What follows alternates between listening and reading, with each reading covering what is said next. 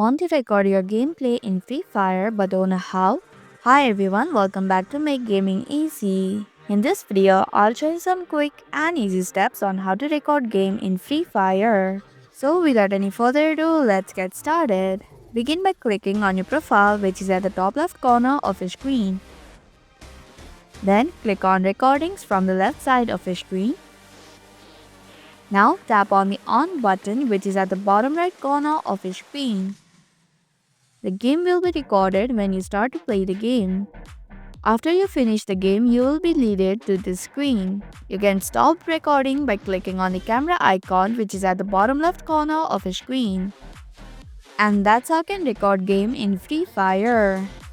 Thank you for watching Make Gaming Easy. Hope this video was helpful. If it was, then hit the like button and comment down if you have any questions or feedback.